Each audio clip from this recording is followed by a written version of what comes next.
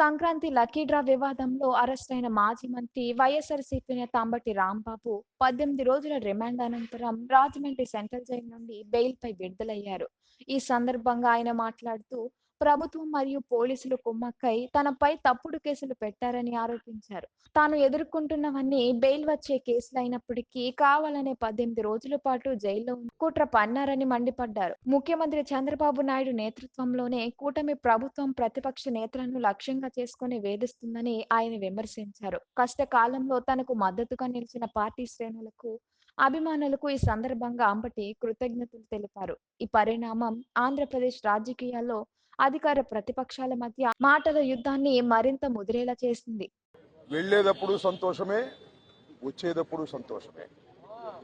ఎందుకంటే 18 రోజుల పాటు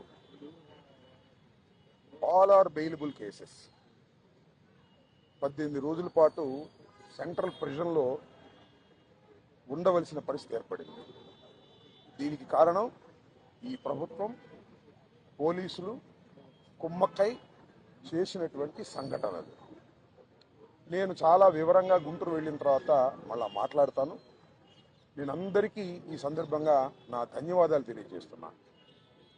నాకు ఎవరైతే సపోర్ట్ చేశారో ఈ సంఘటనలో, ఎవరైతే మద్దతు పలికారో వారందరికీ నా హృదయపూర్వక ధన్యవాదాలు. అలాగే కొంతమంది మద్దతు పలకలేదు, వారికి కూడా నా ధన్యవాదాలు. వారు ఏమన్నారంటే పెద్ద మాట అన్నారు, దానికి కూడా నేను గుంటూరు వెళ్ళిన తర్వాత సమాధానం చెప్తా. అదేమన్నారంటే అసహ్యంగా మాట్లాడితే దాడులు చేయరా అని. అసహ్యంగా మాట్లాడితే దాడులు చేయదలుచుకుంటే ఎంతమంది మీద చేయాలి? అసహ్యంగా మాట్లాడే వాళ్ళ మీద. అది ఒక అంశం. వాళ్ళకు కూడా నేను రేపు నా సమాధానాన్ని తప్పనిసరిగా చెప్తా. 18 రోజులు నన్ను జైల్లో పెడితే నేను భయపడతా అనుకున్నారేమో. భయపడే ప్రశ్న ఈ అంబటి రాంబాబుకు ఉద్భవించదని మనవి చేస్తున్నా. ఎందుకంటే ఈ చంద్రబాబు నాయుడు గారి ప్రభుత్వం వచ్చినప్పుడే జైల్లో ఉండటానికి సిద్ధపడ్డానని కూడా ఈ సందర్భంగా మనవి చేస్తున్నా. నన్ను హింసించాలని, నన్ను జైల్లో పెట్టాలని చంద్రబాబు, లోకేష్ ఎప్పటి నుంచో ప్రయత్నం చేస్తున్నారు. ఎక్కడో దొరికాను, లోపల పెట్టారు. చూద్దాం, టైం విల్ కమ్ అగైన్. పరిస్థితులు మళ్ళా మారతాయి. ఈ పాపానికి వారు పరిష్కారం చేయక తప్పదని కూడా ఈ సందర్భంగా నేను మనవి చేస్తున్నాను. రాజమండ్రి సెంట్రల్ ప్రిజన్ నాకు పట్టుదలను పెంచే ఒక శిక్షణా కేంద్రం అని కూడా ఈ సందర్భంగా నేను మనవి చేస్తున్నాను. మరింత పట్టుదలగా, మరింత కసిగా ఎన్ని కేసులు పెట్టినా, ఎన్ని రోజులు జైల్లో ఉన్నా ఒక్క అడుగు కూడా వెనక్కు వెయ్యను. జగన్మోహన్ రెడ్డి గారి నాయకత్వంలో ఈ కూటమి ప్రభుత్వాన్ని ప్రజాస్వామ్యబద్ధంగా కూల్చేంత వరకు ఈ పోరాటం ఆగదు. ఎన్నిసార్లు జైల్లో పెట్టినా వెనక్కు వెళ్లే ప్రశ్న లేదు. అన్యాయంగా, అక్రమంగా జైల్లో పెట్టారు. నా ఇల్లు దహనం చేయడానికి ప్రయత్నం చేశారు, నా కార్లు బగలగొట్టారు, నా ఆఫీస్ బగలగొట్టారు, నా పెళ్ళాం బిడ్డల్ని తరిమి కొట్టారు, నన్ను చంపడానికి ప్రయత్నం చేశారు, తీసుకొచ్చి జైల్లో పెట్టారు.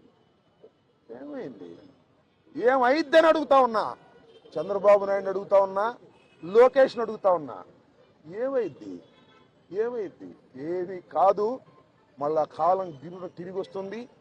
అన్నిటికీ సమాధానం వాళ్ళు చాలామంది మిత్రులు మాట్లాడారు.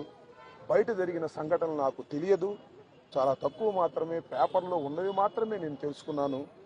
జైలు జీవితాన్ని నేను అనుకోకండి, ఎంజాయ్ చేశాను. ఎంత కఠినంగా ఉన్నా ఎంజాయ్ చేశాను.